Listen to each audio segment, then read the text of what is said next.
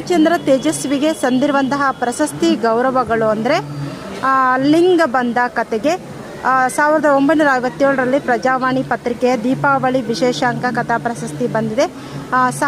ಕರ್ನಾಟಕ ಸಾಹಿತ್ಯ ಅಕಾಡೆಮಿ ಪ್ರಶಸ್ತಿ ಕರ್ವಾಲೋ ಕೃತಿಗೆ, ನಾಟಕ ಅಕಾಡೆಮಿ ಪ್ರಶಸ್ತಿ ಚಿದಂಬರ ರಹಸ್ಯ ಕಾದಂಬರಿಗೆ ಬಂದಿದೆ. ಹಾಗೆಯೇ ಕರ್ನಾಟಕ ಸಾಹಿತ್ಯ ಅಕಾಡೆಮಿ ಗೌರವ ಪ್ರಶಸ್ತಿ ಇವರಿಗೆ ಬಂದಿದೆ. ಕೇಂದ್ರ ಸಾಹಿತ್ಯ ಅಕಾಡೆಮಿ ಪ್ರಶಸ್ತಿ ಚಿದಂಬರ ರಹಸ್ಯ ಕಾದಂಬರಿಗೆ ಬಂದಿದೆ. ಹಾಗೆ ಭಾರತೀಯ ಭಾಷಾ ಪರಿಷತ್ನ ಪ್ರಶಸ್ತಿ ಚಿದಂಬರ ರಹಸ್ಯ ಕಾದಂಬರಿಗೆ ಬಂದಿದೆ.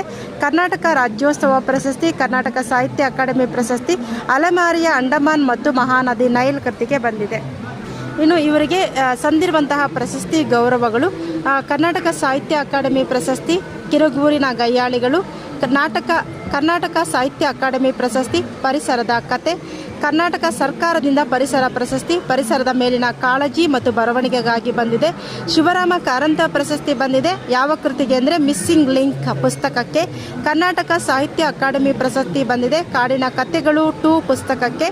ಕನ್ನಡ ಸಾಹಿತ್ಯ ಪ್ರಶಸ್ತಿ ಬಂದಿದೆ. ಕರ್ನಾಟಕ ಸಾಹಿತ್ಯ ಅಕಾಡೆಮಿ ವಿಜ್ಞಾನ ಪ್ರಶಸ್ತಿ ಬಂದಿದೆ ವಿಸ್ಮಯ ಸರಣಿಯ ಪುಸ್ತಕಗಳಿಗಾಗಿ.